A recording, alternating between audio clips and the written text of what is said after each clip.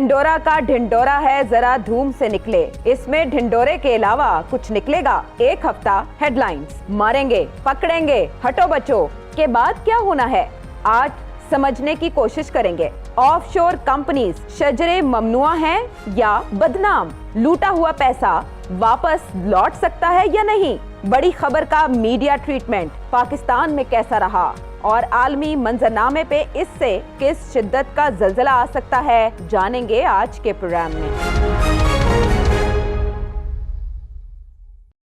अस्सलामुअलैकुम, नजम सेठी शो में खुश आमदेद। मैं हूँ सैयद आयशा नाज, मेरे साथ मौजूद है नजम सेठी साहब। अस्सलाम वालेकुम। नजम सेठी साहब, बहुत बड़ी खबर सामने आई है। एक बहुत बड़ा फाइनेंशियल सिस्टम डिस्क्लोज किया गया है और उसमें जो बिलियनियर्स हैं और इवन के वर्ल्ड लीडर्स भी हैं, उनकी करप्शन को बेनकाब किया गया है, यानी किस तरह से उन्होंने अपनी दौलत छुपाई। शेख रशीद साहब इस इंकिशाफ के हवाले से कुछ कहते हैं, मेरा ख्याल है वो आपको मैं सुनवाती हूँ। उसके बाद मुझे थोड़ी इस पर हैरत हुई, लेकिन मैं आपको डिटेल्स बाद में बताऊंगी। पंडोरा बॉक्स क्या निकला, टेंट फिश या क्या, खेड़ा पहाड़ निकला चूहा, ये नाम तो पहले भी चल रहे थे। शेख साहब कह रहे हैं खोदा पहाड़ निकला चूहा। पनामा पेपर्स आए, कम अज कम पाकिस्तान की हद तक तो वजीर आजम बदल गया, इंटरनेशनली भी रेजिग्नेशन सामने आए। अभी हम देख रहे हैं कि किंग ऑफ जॉर्डन का नाम भी है, प्राइम मिनिस्टर्स भी हैं, प्रेसिडेंट्स भी हैं, इवन के ICIJ की वेबसाइट जो है वो कह रही है कि every corner of the world जिसकी करप्शन सामने आई है कि कहाँ कहाँ लोगों ने अपने जो सासे हैं वो छुपाए हैं या ऑफशोर कंपनीज के जरिए करप्शन की है। आपके ख्याल में भी ये खोदा पहाड़ निकला चूहा, ये कोई बड़ा बम नहीं था, ये कोई तहलका नहीं है? अच्छा, इसमें तो कोई शक नहीं है कि बहुत से लोगों के नाम निकले हैं जी। सिविल, मिलिट्री, सियासतदान, मीडिया, सारे के नाम निकल रहे हैं जी। तो जाहिर है लगता तो ऐसे बहुत बड़ी बिग बैंग हुई है कोई। हाँ। पर शेख साहब कह रहे हैं कि कोई बिग बैंग नहीं हुई, छोटा सा पटाखा चला जी। तो अब देखना ये है कि शेख साहब के जो बयान है उसके अंदर कितना वजन है और क्यों ये कह रहे हैं। अच्छा, अब अर्ज ये है कि आपको याद होगा जब पनामा आई थी जी तो कितने लोगों के नाम निकले थे? 400 से ऊपर थे और अब 700। तो फिर ये उससे डबल ही हो गया ना।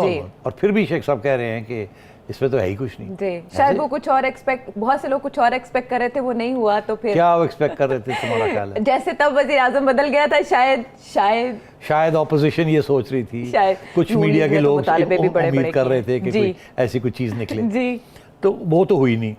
तो क्या इसी की वजह से कोई बिग बैंग नहीं है? नहीं, ऐसी बात नहीं है।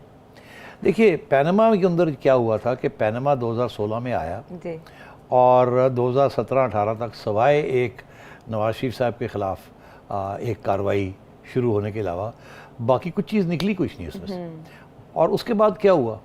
उसके बाद ये हुआ कि एक के बाद दूसरी एमनेस्टी स्कीम आनी शुरू हो गई जी। शायद खाकान अब्बासी साहब की हुकूमत जाते जाते एक एमनेस्टी स्कीम लेके आई थी कि जिनके पास ऑफशोर कंपनीज हैं, जिन्होंने नहीं डिक्लेयर किया वो डिक्लेयर कर दें, कुछ फाइन काला धन सफेद कर लें। और इमरान खान साहब आए जो कि कहते थे एमनेस्टी कभी नहीं देनी जी। ऐसे ही है ना आयशा? पहले तब तनकीद का निशाना बनाया था, बाद में उसी पे चले थे, तो फिर इन्होंने भी आके एमनेस्टी दे दी जी। तो मेरा ये कहना है कि शेख साहब सही कह रहे हैं। शेख साहब सही कह रहे हैं? शेख साहब बिल्कुल सही कह रहे हैं। यानी सेठी साहब और शेख साहब आज एक पेज पे हैं? एक पेज पे। वाह, मिरेकल। और उसकी वजह यह है जो शेख साहब ने एक्सप्लेन नहीं किया वो मैं एक्सप्लेन कर देता जी। बात यह है कि उस वक्त भी कोई चीज़ नहीं निकली। कुछ लोगों ने टैक्सेस अदा कर दिए, कुछ लोगों ने एमनेस्टी ले ली और कुछ नहीं निकला इसमें से, सिवाय एक के एक प्राइम मिनिस्टर साहब के ऊपर इतना प्रेशर इमरान खान ने डाला कि वो हो गए कि उन्होंने फिर एक कमीशन बनानी पड़ी अपने ऊपर कि चेक करें मैंने क्या किया, मैंने नहीं किया, नाहिल कर दिया गया। तो वो लगता ऐसे था कि पनामा इतना बड़ा बैंक निकला मगर उसके ऊपर सिवाय एक प्राइम मिनिस्टर के जिनको ले गए और करके फारग कर दिया, कुछ नहीं निकला। हालांकि बहुत बड़ी बैंक था उस वक्त। उसके बाद ये जो एमनेस्टी स्कीम्स आई हैं ना आयशा, इसने सबको साफ कर दिया है, ड्राई क्लीन कर दिया। ड्राई क्लीन हो गए लोगों ने ड्राई क्लीनिंग के पैसे दे दिए और लोग ड्राई क्लीन हो गए। अब जो ये नाम अब निकल रहे हैं, 2 दफ़ा ड्राई क्लीनिंग हो चुकी है। ये शौकत तरीन साहब का नाम तो पनामा में भी आया था, सब जगह पे आते रहे हैं। इनमें से कोई ऐसा नाम नहीं है सिवाय कुछ अब जर्नैलों के नाम आए हैं जो कि उस वक्त शायद नहीं निकले थे, अब आए हैं जो कि उस वक्त नहीं थे। मगर बाकी सारे जो थे या तो उन्होंने कोई जुर्म नहीं किया था, नाम आ गया था, या उन्होंने टैक्स दे दिया और अपने आप को साफ कर लिया, या जब टैक्स नहीं दिया, एमनेस्टी हुई तो उन्होंने एमनेस्टी क्लेम कर ली। मेरे बड़े अच्छे अच्छे वकील दोस्त हैं जिन्होंने ये सारी कार्रवाई बड़े बड़े सरमायादारों की, सियासतदानों की वगैरह की, ब्लैक मनी जो थी उसको वाइट करवा दिया। तो मैं ये समझता हूँ कि ये जो इस दफ़ा नाम निकले हैं ये एक्चुअली पुराने नाम हैं, ये कोई नए नाम नहीं है कि जी 2018 के बाद ये वो लिस्ट है जो कि पहले नहीं आई। ये लोग वो ये नहीं है कि जी ये कोई नई लिस्ट आ गई है, ठीक है। This is the second episode of Panama, second episode of Panama, और ये उसके ऊपर काम कर रहे थे उस वक्त, पहले लॉट में किया, अब ये दूसरा लॉट आया। तो इसमें कोई नई चीज़ नहीं है।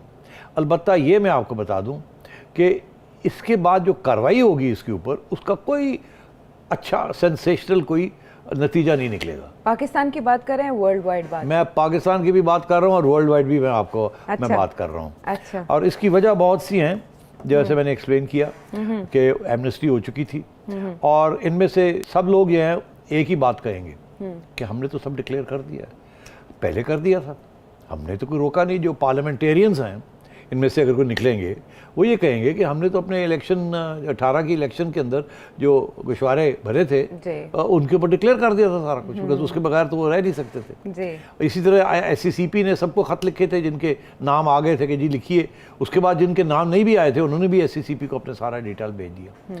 तो अब ये होगा क्या कि इमरान खान साहब जो हैं वो ये जो इंस्पेक्शन सेल आप कह रहे हैं उन्होंने को बनाई है, एग्जैक्टली इंस्पेक्शन सेल उन्होंने बनाई है, लेकिन वो पहले क्या कहा करते थे और अब क्या किया, मेरा ख्याल है पहले सुनवा दे, माजी को थोड़ा याद कर लेते हैं।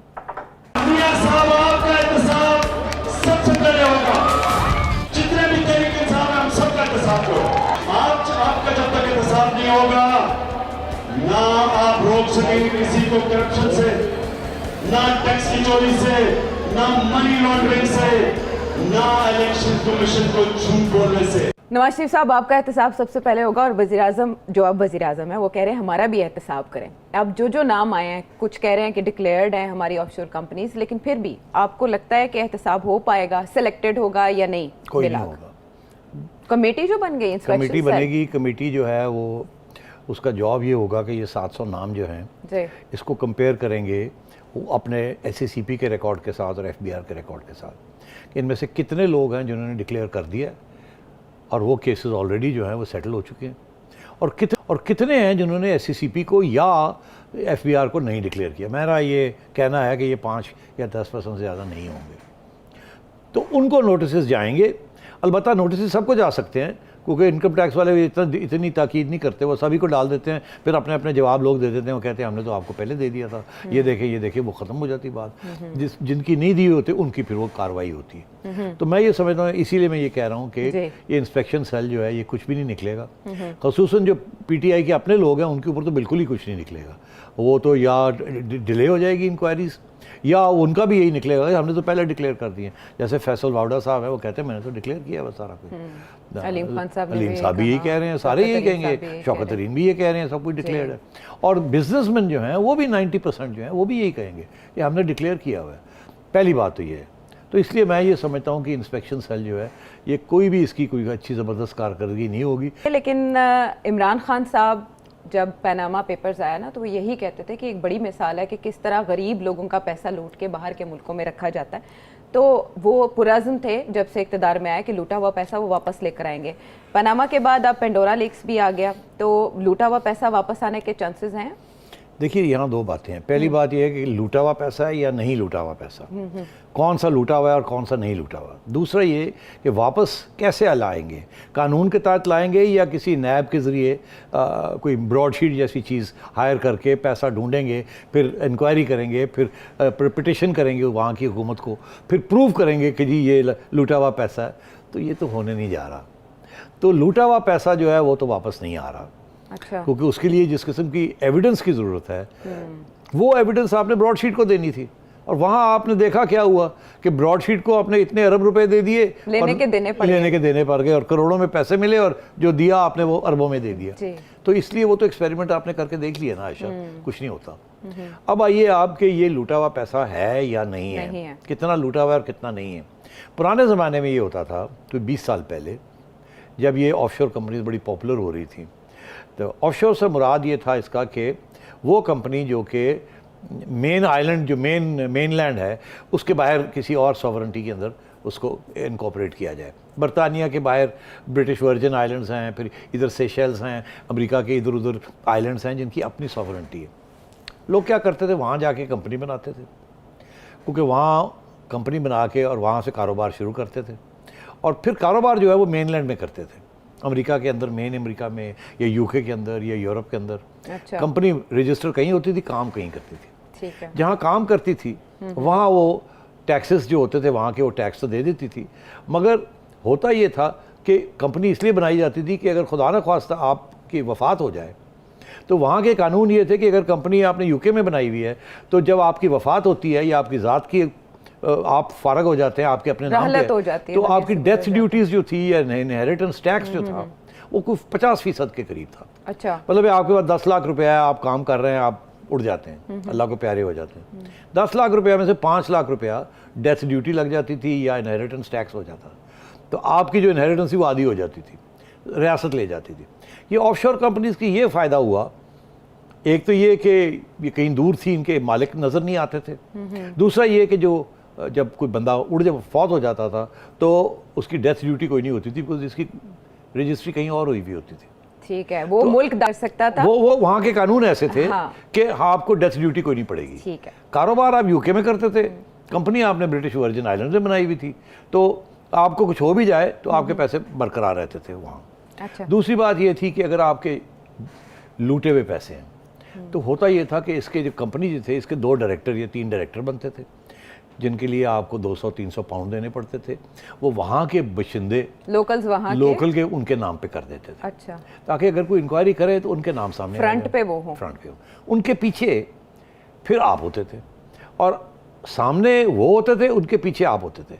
बनिस्बत मतलब है कि बज़ाहरन ऐसे होता था आयशा कि वो कंपनी जो थी जिसके डायरेक्टर्स बाहर के लोग थे, वो फिर पीछे आपके साथ एक मुआहदा करते थे कि इसकी जो फाइनल बेनिफिशरी है, जो कि मालिक है, वो आप हैं, हम आगे हैं। तो वो होता ये था कि जब कोई इंक्वायरी होती थी तो सामने वाले लोगों के नाम आ जाते थे, पिछले वाले लोग जो थे वो बच जाते थे। तो इसलिए लोग ये अपने आप को भी छुपाने के लिए, क्योंकि लूटा हुआ माल था, उस वक्त लूटे हुए माल के लिए ये किया जाता था। एक तरफ अपने आप को छुपाने के लिए, दूसरी तरफ ये कि जो डेथ ड्यूटीज़ हैं उसको अवॉइड करने के लिए। अब क्या हुआ है कि पिछले 5-10 साल में तब्दीलियाँ आ गई हैं। अमेरिका ने ये पूरा मुहिम चलाई, तो अमेरिका ने कहा यार ये तो पैसे भी हमारे, टैक्स भी लोग बचा के, और अब ये टेररिज्म की फाइनेंसिंग हो रही है यहाँ से, टेरर फाइनेंसिंग हो रही है। उसको रोकने में फिर शुरू में स्विट्ज़रलैंड के जो बैंक्स थे, जो सब खुफिया पैसे रखते थे पुराने ज़माने में, उनको उन्होंने अटैक किया। उन्होंने कहा कि अगर आप अपने रिकॉर्ड्स हमें नहीं दिखाएंगे, अच्छा। अमेरिकनों ने कहा, तो फिर हम आपको कारोबार नहीं करने देंगे अमेरिका के साथ। तो बैंकों की टांगें खड़कनी शुरू हो गई। उनका तो कारोबार ही यही था, स्विस बैंक्स का सीक्रेसी, और लूटा हुआ पैसा, हर डिक्टेटर का पैसा, हर चोर का पैसा स्विट्जरलैंड में होता था। वो एक सेफ हेवन बना हुआ था। फिर वहाँ से लोग स्विट्जरलैंड ने, उन्होंने फिर ये ऑफशोर कंपनीज की तरफ लोग गए कि अब वहाँ जाके छुपा के रखते हैं, ये बैंक जो है ये तो छुपा के रख नहीं सकते। तो उधर शिफ्ट हुआ। उधर से अब ये हुआ कि अब वहाँ यूके में भी और यूएसए में भी और यूरोप में भी मनी लॉन्ड्रिंग के खिलाफ, क्योंकि मनी लॉन्ड्रिंग से टेरर फाइनेंसिंग हो रही थी और मनी लॉन्ड्रिंग के साथ प्रॉब्लम बन रहे थे, तो उन्होंने कहा कि अब हम इसको भी वॉच करेंगे। तो फिर यूरोप के अंदर भी कानून जो है वो चेंज हो गए। उन्होंने कहा जी ऑफशोर कंपनीज बना लें आप, मगर जहाँ कारोबार करना है वहाँ डिक्लेयर करनी पड़ेगी कि ये ऑफशोर कंपनी के डायरेक्टर कौन है, पैसा किसका है, ये सारा कुछ डिक्लेयर करें ईच एंड एवरीथिंग। वो अब एक रजिस्टर्स बन गए हैं जो खुफिया हैं, आम आवाम उसको नहीं देख सकती, मगर जो गवर्नमेंट्स है वहाँ की शहरों मुल्कों की, उनके पास रजिस्टर्स बन गए हैं ऑफशोर कंपनीज। अब हर ऑफशोर कंपनी जो यूके में काम कर रही है उसने पूरे अपने डिटेल्स जो है यूके की गवर्नमेंट को दिए हैं। अच्छा। ताकि वो देख ले कि इसके अंदर कोई टेरर फाइनेंसिंग का पैसा तो नहीं है या ऐसी कोई मनी लॉन्ड्रिंग तो नहीं है। नेशनल क्राइम एजेंसी ये भी करती है। अच्छा अच्छा, वो जो नवाज शरीफ साहब, जी हाँ, उनका एक स्पेशल यूनिट भी है, एंटी मनी लॉन्ड्रिंग यूनिट, वो भी ये देखता है। तो अब ये कंपनीज की कोई हैसियत नहीं रही। अब यहाँ कोई मनी लॉन्ड्रिंग करके ये पैसा छुपा के काम नहीं कर सकते, वो तो एक्सपोज हो गया।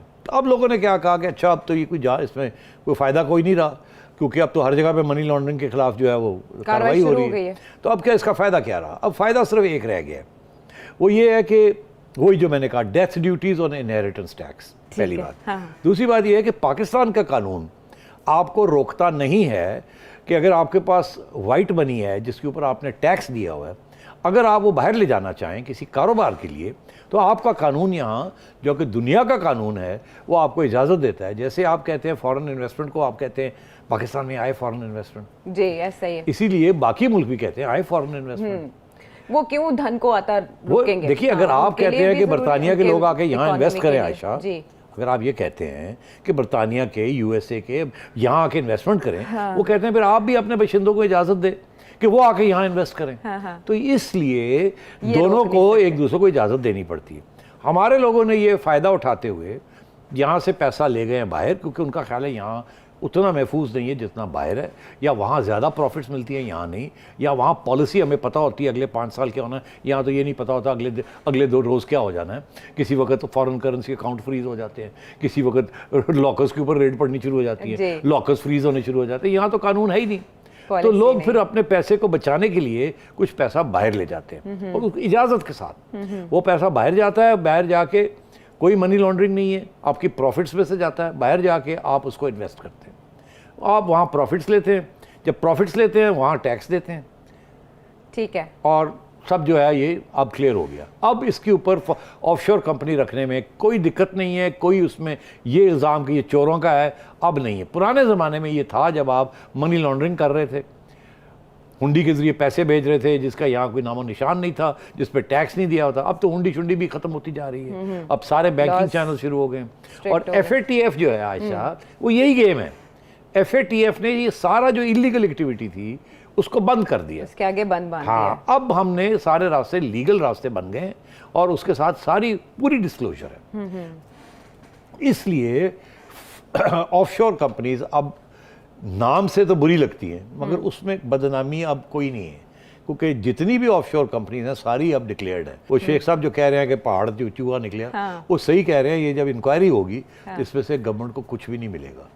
ठीक है, क्या पॉलिटिकल इम्प्लीकेशंस हो सकती हैं, या वज़ीर आज़म अगर इंस्पेक्शन सेल बनाते हैं तो उसका नतीजा क्या निकलेगा, ये हमने जान लिया। मज़ीद डिटेल में ज़रा बात करेंगे इन डेप्थ जाके, ब्रेक के बाद वापस आते हैं।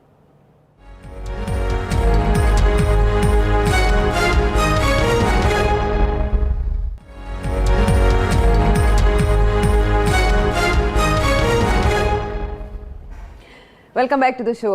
अच्छा, ब्रेक पर जाने से पहले एक नुक्ता जिस पर शायद मेरी कुछ उम्मीद बंदी थी कि वज़ीर आज़म पाकिस्तान इमरान खान ने हमेशा ये कहा कि वो लूटा हुआ पैसा वापस लाएंगे, लेकिन आपने उसमें एक नुक्ता ये निकाला कि लीगल फ्रंट पे ये काफ़ी लंबी जंग बनती है, जिसके नतीजे में हमने देख लिया कि ब्रॉडशीट में क्या हुआ। एनी अदर वे, कोई और रास्ता किसी तरह लूटा हुआ पैसा पाकिस्तान वापस लाया जा सके? देखिए, लूटा हुआ पैसा का जैसे मैंने कहा कि वो तो ब्रॉडशीट वाला ही रास्ता है, क्योंकि खुद कोई नहीं लाना चाहेगा। मगर दूसरा और भी कुछ तरीके हैं कि नहीं है। देखिए, एक तरीका ये है, आज अगर हुकूमत पाकिस्तान एक कानून पास करे, मुश्तरका कंसेंसस के साथ एक पास हो जाए कानून, ऑर्डिनेंस नहीं, कि पाकिस्तान में जो रेजिडेंट लोग हैं, जो पाकिस्तान में रहते हैं, रिहायशी हैं, उनकी कोई भी ऑफशोर कंपनी है, उस कंपनी को बंद किया जाए और सारे का सारा पैसा जो है वो पाकिस्तान लाया जाए। तो उस पर क्या इंसेंटिव मिलेगा? अच्छा, दे इंसेंटिव ना दें। आपको याद होगा जब हमने न्यूक्लियर एक्सप्लोजन की थी जी, तो हमने क्या इंसेंटिव दिया था? कोई इंसेंटिव नहीं दिया था। कानून पास हो गया था कि सारे फॉरेन करेंसी अकाउंट्स फ्रीज कर दिए गए हैं, सारे पैसे जो हैं वहाँ की हुकूमत ने ले लिए हैं, और आपको 40 रुपये का रेट दे दिया है। उस वक्त 60 रुपये का रेट चल रहा था डॉलर का, आपको कहा लेने हैं 40 रुपये तो ले लो, नहीं तो अभी गया। अच्छा। और वो भी ये कि अभी नहीं मिलेंगे, आहिस्ता आहिस्ता करके मिलेंगे आपको। तो कानून पास हो गया, आप क्या कर लिया? कुछ नहीं कर सके ना आप। हाँ। आपके सारे फॉरेन करेंसी डिपॉजिट्स जो थी यहाँ, जिसको पहले रियासत की गारंटीज थी कि इनको कोई हाथ नहीं लगाएगा, कानून बदला तो फारग हो गए। यहाँ इस मुल्क में तो कानून बदले हैं तो क्या नहीं हो सकता। आप कानून आज ओपन कर दें कि जी सारे लॉकर्स जो हैं वो फ्रीज हो गए हैं अमीरों के, और जो भी वहाँ चाबियाँ हैं वो दे दी जाए बैंकों को, और वो जो भी वहाँ पड़ा है उठा के वो गवर्नमेंट को दे दें। क्या कर लेंगे आप? तो देखिए, कानून जब आप बना देते हैं ना, तो उसके साथ आप जो चाहें कर लें। वो और बात है, कानून फिर चैलेंज हो जाते हैं जी, वो दैट्स द सेकंड स्टेज। तो एक तो ये है कि ये कानून बना सकते हैं कि जी हमें पैसों की सख्त ज़रूरत है, जैसे न्यूक्लियर एक्सप्लोजन के बाद हमें ज़रूरत थी, अब भी हमें ज़रूरत है, और हम सारी फॉरेन करेंसी की जो डिपॉजिट्स हैं आप लोगों की पाकिस्तानियों की, मेहरबानी करें सारी की सारी पाकिस्तान लेके आएँ, डॉलर्स के अंदर या UK स्टर्लिंग के अंदर या यूरोस के अंदर जहाँ जहाँ हैं, और हमसे रुपए ले लें उसके, और सारा हमें फॉरेन एक्सचेंज की ज़रूरत है। कर सकते हैं ना। करने को तो कर सकते हैं, मगर पूछिए क्यों नहीं करते? ऑपोजिशन की वजह से नहीं करते? नहीं, ऐसे नहीं है। इसकी दो वजूहत है, एक सियासी है और एक इकोनॉमिक है। सियासी वजूहत तो ये है कि ये रूलिंग एलीट जिसे कहते हैं, एलीट अपने पाँव पे क्यों कुल्हाड़ी मारेगी। और एलीट के अंदर पुराने ज़माने में तो सिर्फ कारोबारी लोग थे, अब तो सिविल मिलिट्री भी आ गई। तो क्या ये रूलिंग एलीट अपने पाँव पे कुल्हाड़ी मारेगी? मुश्किल है, पहली बात है। दूसरी बात ये है कि अगर मारती है तो फिर दुनिया का रिएक्शन क्या होगा? जाहिर है सभी इफेक्ट। देखिए, हमने बहुत से इंटरनेशनल प्रोटोकॉल्स साइन किए हुए। प्रोटोकॉल से मुराद ये एग्रीमेंट्स, मुआहदे किए हुए हमने। वो क्या है मुआहदे? उनमें से एक मुआहदा ये है जो कि IMF, वर्ल्ड बैंक, ये सब के साथ अंगूठे लगे हुए हैं कि सरमाया जो है उसके लिए कोई बॉर्डर नहीं है। बाहर का सरमाया यहाँ आना चाहिए, आ सकता है, कोई रुकावट नहीं होनी चाहिए। यहाँ का सरमाया बाहर जाना चाहे, कोई रुकावट नहीं होनी चाहिए। सरमाए की मूवमेंट के ऊपर इंटरनेशनल इकोनॉमिक अग्रीमेंट्स जो हैं वो ये है कि सरमाया के ऊपर कोई रिस्ट्रिक्शन नहीं लगाई जाए।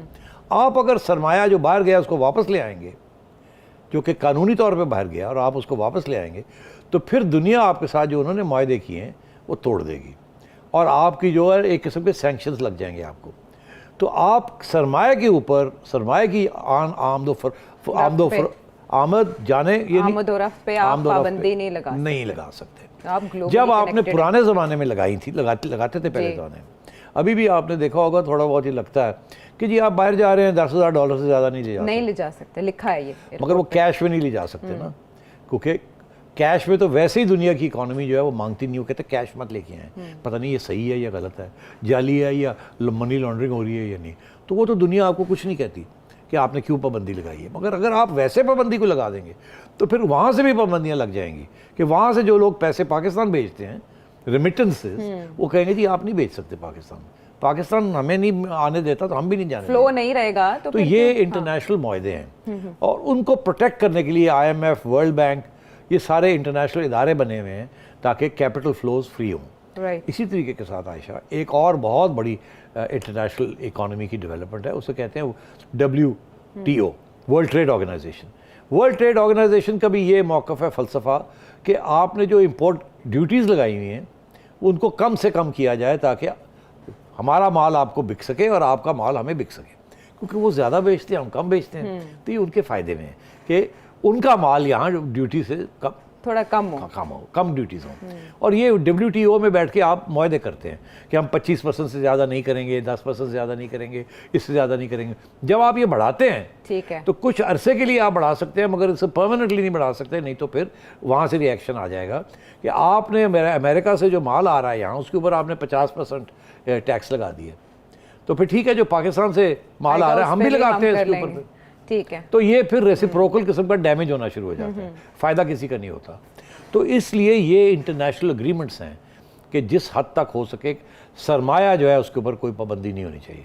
तो इसलिए यहाँ ये कानून भी नहीं बन सकते ऐसे कि सरमाया जो जा रहा है उसको रोका जाए या जो वहाँ से वापस आना है उसको रोका जाए। कानून बना सकते हैं, मगर जैसे ही ये कानून बनाएंगे एक और किस्म की मसले, कॉम्प्लिकेशन शुरू हो जाएगी, फिर उसका रिएक्शन भी आएगा। जाहिर है वो आप वही तरीका है कि आप प्रूव करो कि ये मनी लॉन्ड्रिंग हुई है, legally you have to go. और वो आपके लिए आपको ब्रॉडशीट जैसे लोग मिलेंगे फिर। अच्छा, दूसरा रास्ता भी आपने बता दिया और उसके रास्ते की भी प्रॉब्लम्स बता दी आपने।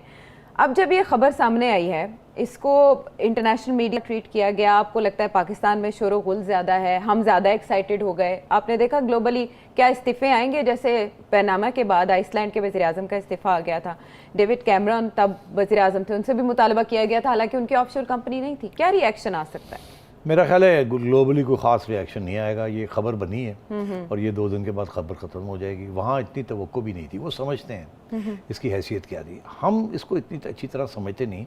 हमने ऑफशोर कंपनीज के ऊपर यहाँ इतना प्रोपेगेंडा इमरान खान ने किया हुआ था कि ऑफशोर बात है कि लूटा हुआ पैसा था। अब वो लूटा हुआ पैसा वहाँ नहीं जा रहा इतनी आसानी के साथ। एक ज़माना था लूटा हुआ पैसा था यहाँ और जा रहा था, अब दिन ब दिन वो कम होता जा रहा है। जैसे ये इनफॉर्मल इकोनॉमी जो है, हुंडी ये कम होती जा रही है, तो उस तरीके से वो भी कम होता जा रहा है। और बाहर एक पैसे का वो हिसाब मांग रहे हैं, ये कहाँ से आया, कैसे आया। आप जाओ, अभी आप जाएँ, आपको $10,000 की इजाज़त है, आप जाएं यूके, ठीक, आप जाएं वहाँ जाके कहें जी मैंने एक बैंक अकाउंट खोलना है यहाँ, वो कहेंगे तुम कौन हो? कहना जी मैं आयशा, सैयदा आयशा हूँ, मैं यहाँ, मेरे पास $10,000 है, मैं पाकिस्तान से आई हूँ, मुझे अपने खर्चे के लिए चाहिए, मेरा बैंक अकाउंट खोलें। नहीं खोलेंगे, नहीं खोलेंगे। क्यों? पुराने ज़माने में वो आगे पीछे होते थे, खोलो खोलो खोलो पैसे दो, खाते आने चाहिए हमारे अब पास। जनाब वो कहते हैं नहीं, हाँ। आप बताएं ये पैसा आया कहाँ से, आप हो कौन, Source of आपका income अगला होता क्या है, पिछला क्या है, पाकिस्तान में भी पूछना शुरू हो गए हैं। जनाब वहाँ तो दूर की बात। जनाब, तो इसलिए वहाँ तो और भी ज्यादा हो गया जी। और बड़े लोगों के अकाउंट से वो बंद हो गए हैं। वहाँ एक नया पॉलिटिकल कैटेगरी बना दी उन्होंने। फॉर एग्जांपल वो कहते हैं PEP, अच्छा, PEP, राइट। आप PEP नहीं है आयशा, मैं PEP हूँ। पूछे क्यों? क्यों? PEP is politically exposed person. अच्छा, यहाँ के वो लोग जो कि सियासत में किसी तरीके से हिस्से लिए हैं, इवन जर्नलिस्ट, हाँ। उनके ऊपर जब वो जाते हैं वहाँ तो उनको क्लासिफाई किया जाता है एज पोलिटिकली एक्सपोज पर्सन्स। और वहाँ ये है कि जो सिर पे लोग हैं वो पहले ही नंबर 2 हैं थोड़े बहुत कंसिडर किए जाते उनको हैं। कंसिडर किया यार है पता नहीं क्या कहाँ से ये सियासी लोग, और वो भी हमारे जैसे मुल्कों से, थर्ड वर्ल्ड से, जिनकी पहले ही रेपुटेशन बड़ी ख़राब है। करप्शन इंडेक्स, कितने करप्ट लोग हैं, ये कितना, ये कितनी करप्शन है। तो जो लोग हमारे जैसे मुल्कों से वहाँ जाते हैं बाहर, उनके लिए बैंक अकाउंट खुलना ही मुश्किल हो गए हैं, और जिनके थे वो बंद हो गए हैं, पता है आपको जी। ये और ये दिन ब दिन और टाइट होता जा रहा है। तो मैं इसलिए कह रहा हूँ आप जाएं, जाके खोल के देखें, अकाउंट नहीं खुलेगा आपका, इवन दो आप पॉलिटिकली एक्सपोज पर्सन नहीं है। चले फ्यूचर में तो हो सकती हूँ, लेकिन ये क्या हुआ इस खबर के बाद? फेक न्यूज का तो भी बड़ा इसलिए ढिंढोरा। वहाँ कोई खास लिफ्ट नहीं कराई लोगों ने, ठीक है। वहाँ खबर लग गई लेकिन है। यहाँ पर तो वहाँ सिर्फ उन मुल्कों की खबर फट्टे बनी चलते है। हैं ब्रेकिंग न्यूज के। हाँ, यहाँ वहाँ मैं आता हूँ यहाँ, वहाँ तो ये कि वहाँ तो जी वो रशियन प्रेसिडेंट के पुतिन के रिश्तेदार हैं, उनका ये हो गया, फलाना लैटिन अमेरिकन डिक्टेटर है उसके पैसे हैं यहाँ, फलाना ओलिगार्क है उसके पैसे हैं, और वो 2 दिन चलेगी उसके बाद, क्योंकि उनके अपने मुल्कों के अंदर वो बड़े पावरफुल लोग हैं, उनके अपने मुल्कों के अंदर कोई कार्रवाई उनके खिलाफ नहीं होगी। राइट। पहले पिछली दफा पैनामा में गए तो 1-2 प्राइम मिनिस्टर्स उड़ गए थे ना जी, बिकॉज उस वक्त तक डिक्लेयर नहीं किया गया था। उसके बाद बहुत टाइट हो गया, मनी लॉन्ड्रिंग, डिक्लेरेशन, वो जो एक पैनामा के बाद बाहर बहुत ज़बरदस्त उसके लिए अब रिएक्शन हुआ, प्रोटोकॉल्स बन गए। हाँ बन गए। अब वो चीज़ रही नहीं। यहाँ भी मैंने कहा ना कि पैनामा के बाद सबने अपने आप को साफ कर लिया, और अब कोई इसलिए इतनी बड़ी चीज़ कोई नई बात नहीं है। लेकिन वो जो सवाल मेरा रह गया वो हम ब्रेक के बाद वापस आके मीडिया वाला पूछेंगे कि पाकिस्तान में कैसे इसे ट्रीट किया गया। हम वापस आते हैं एक ब्रेक के बाद।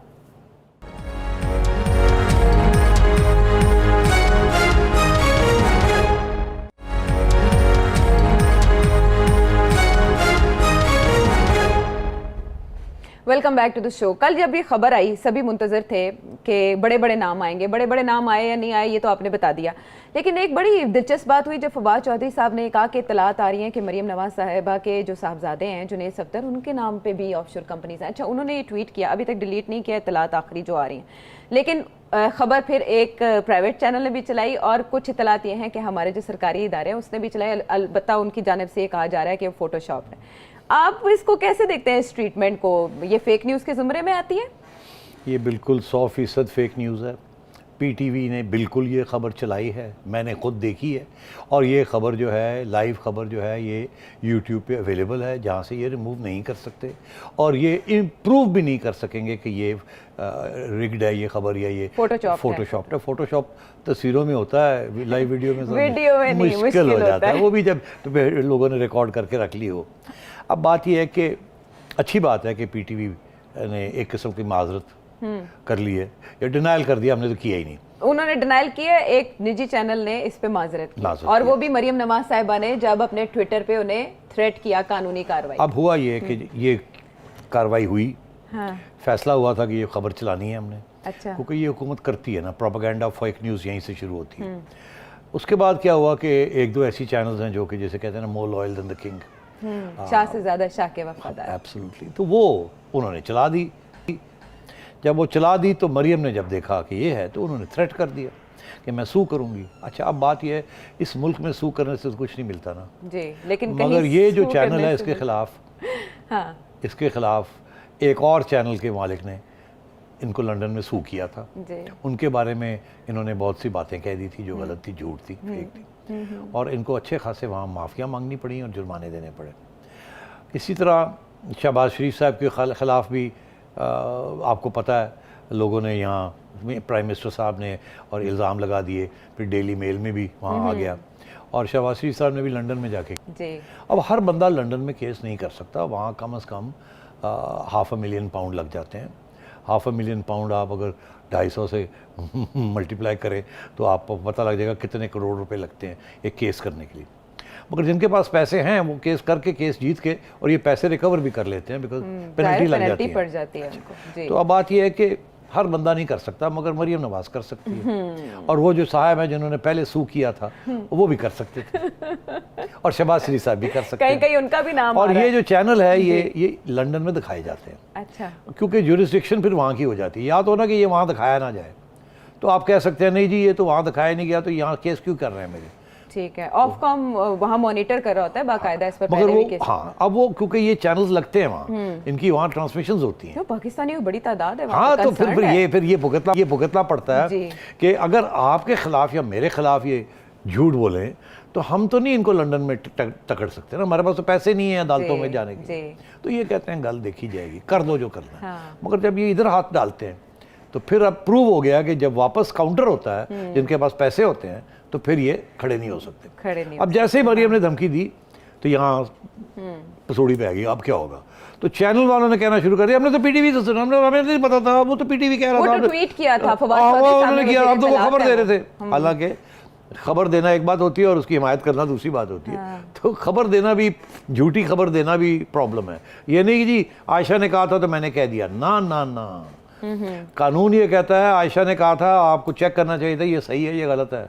ये रिपोर्टिंग अगर ऐसी थी तो आपने कहा कि आयशा ने ये कहा है तो हम रिपोर्ट कर रहे हैं, तो फिर नजम से पूछ लेना चाहिए था, सेठी से, वेरीफाई कर लेते कि भाई आप डिनाई करते हैं कि नहीं डिनाई करते। तो अगर आयशा इल्ज़ाम लगा रही है तो इल्ज़ाम लगा दिखाने के लिए, सुनाने के लिए सेठी को पूछ लिया जाए कि आपका क्या मौक़िफ़ है, और वो डिनाई कर रहे थे तो दोनों बातें लिख दें खबर के अंदर, फिर खबर बनती है। ये कि आपकी खबर लगाई, मेरी नहीं डिनाई लगाई, ये फिर आप मुल्ज़िम हैं, फिर आप सफाई का मौका देना चाहिए। तो इसलिए अब सारों की हवाइयाँ उड़ी हुई हैं कि अब करें क्या। पीटीवी वैसे ही बैंकरप्ट है, अब पीटीवी को वहाँ ये हो गया, देखिए इतना बड़ा स्कैंडल निकलेगा कि सबसे बड़ी फेक न्यूज़ जो है वो पीटीवी कर रही है। हाँ। सरकारी इदारे कर रहे हैं इस किस्म की चीज़। और यहाँ हमारे जो मीडिया वाले सारे लोग हैं, जो आज़ाद मीडिया है यहाँ का, वो तो यही कहता है ना, सारी फेक न्यूज़ तो इस्लामाबाद से निकलती है। हम तो फेक न्यूज़ करते ही कोई नहीं है, और अगर करते हैं तो माजरत कर लेते हैं जल्दी से, या समझ जाते हैं कि ये फेक न्यूज़ है। मगर मेन चैनल्स कोई फेक न्यूज़ नहीं करती, और मेन अखबार भी नहीं करते। अगर आपका मौक़िफ़, आपने इल्ज़ाम लगाया किसी के ऊपर, तो दूसरे से पूछ लेते हैं कि आप क्या कहते हैं, और वो आगे से डिनाई करते हैं, दोनों चीज़ें आ जाती हैं, तो बचाव हो जाता है। तो ये जो फेक न्यूज़ का प्रोपेगेंडा है, जिसके बाहर हैं हमारे कुछ ऐसे पीएम्स हैं ऐसे जो कि मास्टर्स हैं गोबल्स की टेक्निक्स, मेरा ख्याल अमेरिका में पढ़ाते रहे हैं कि जोसेफ गोबल्स कैसे प्रोपेगेंडा करता थे। फैशिस्ट करते हैं, तो ये इनका भी वहीं से तालीम है, इनकी भी। हाँ, तो ये सारी चीज़ चल रही है, और मेरा ख्याल है ये तो बहुत अच्छा हो गया। नून लीग को एक बात की तो समझ आ गई है कि अगर आपके ऊपर कोई गलत इल्ज़ाम लगाता है तो लड़ना कैसे, तो आप लड़ना है, यहाँ नहीं लड़ना, वहाँ लड़ना है। यहाँ कुछ नहीं मिलेगा आपको, वहाँ अभी आपने देखा शहबाज शरीफ साहब को, अब ये कभी इधर भागते हैं, कभी उधर भागते हैं, कभी कहते हैं हमने तो कहा ही कुछ नहीं था, हम तो गए नहीं थे, वो तो उन्होंने खुद ही कर दिया, हालांकि बिल्कुल फेक। तो ये इस किस्म की सिचुएशन यहाँ चल रही है। ठीक है, लेकिन इससे शायद जो सहाफ़ती इक़दार है वो कुछ चैनल्स को समझ आ जाए, और मुस्बत रिपोर्टिंग को मेरा ख्याल है ज़िम्मेदाराना रिपोर्टिंग से रिप्लेस कर लिया जाए तो मीडिया का हाल अच्छा हो सकता है। ठीक है, टेलीविजन स्क्रीन पर आपके सामने एक नंबर है, सेठी साहब के सामने अपना सवाल रख सकते हैं। लेकिन जाते जाते सेठी साहब, चिड़िया की खबर। यार आयशा मेरी बात सुनो, तुम शरारत कर रही हो। क्या, कैसे शरारत? नहीं, देखो मेरी बात नहीं सेठी साहब, मुझे ये खबर मिली है कि चिड़िया के पास खबर है, देखिए उससे पर भी फैले हुए हैं। चिड़िया के पास तो खबर होती है, मगर वो काफी खतरनाक होती है, तो इसलिए वो पिछली दफा मैंने, आप जैसे एक एंकर यहाँ बैठे हुए थे, उन्होंने कहा चिड़िया की खबर, चिड़िया, मैंने गलती से कोई खबर दे दी और वो 10 लाख रुपए का फाइन हो गया। सेठी साहब आप गलती नहीं करते। मैंने सोची समझी लगाई थी। मैं डिनाई करता हूँ, मैंने डिनाई करता हूँ, गलती नहीं, मेरे पे केस हुआ है, मैं डिनाई करता हूँ। अच्छा, लेकिन खबर दे दें आप। कोई बात नहीं, केसेस भी उनके होते हैं। चले वन लाइनर, फिर आप और डिटेल नहीं मांगेंगे। अच्छा, ये आप मुझसे वादा ले रहे हैं? हाँ, वादा ले रहा हूँ। अच्छा, चले आप ऑफ रिकॉर्ड हो जाए, ऑफ द कैमरा। ये जब वैसे ही खत्म होगा तो पूछ, ठीक है, ओके डन। देखिए जी, कल एक कोर कमांडर्स की मीटिंग हो रही है। अच्छा, कोर कमांडर्स की मीटिंग हो रही है। अच्छा, आर्मी चीफ एड्रेस कर रहे हैं। अच्छा, परसों आर्मी चीफ की मीटिंग है विद प्राइम मिनिस्टर साहब। अच्छा, मौजू क्या होगा? बताएं। मौजू ये होगा कि नए ISI चीफ कौन बनेंगे। अच्छा कुछ नाम लेके जा रहे हैं, अच्छा, कुछ नाम प्राइम मिनिस्टर साहब के जहन में भी हैं, और एक दो दिन के अंदर अंदर बहुत बड़े फैसले होने वाले हैं। अब यहाँ बंद करें आप। अब मेरे से ना पूछे, पिछली दफ़ा जब बाजवा साहब की बननी होनी थी तो मुझे पूछ लिया और मैंने कह दिया A for apple but B is the apple of Nawaz Sharif आए, मैंने इशारे कर दिए। इस दफ़ा मैंने कोई इशारे नहीं करने। सर कंसिस्टेंसी भी, आप पिछली बार आपने इशारा कर दिया, आपकी बार हल्का फुल्का इशारा तो बनता है। कोई इशारा नहीं, बंद करें आप। सेठी साहब, मुझे लगा खबर चलती रहेगी, लेकिन चले इसमें सस्पेंस रखते हैं और कम से कम इसी बात पे इत्तफा कर लेते हैं कि एक पेज के दरमियान तो मुशावरत हो रही है ना। शेख साहब और मैं कम से कम आपस में मशवरा तो करेंगे ना। अब मानी किसकी जाएगी ये आप बताएंगे, मैं नहीं बताऊंगा। हम जान लेंगे सेठी साहब से, और आप भी जान सकते हैं अपने सवालों के जवाब। फीडबैक जरूर दीजिएगा। अगले प्रोग्राम तक के लिए अल्लाह ने कहबान।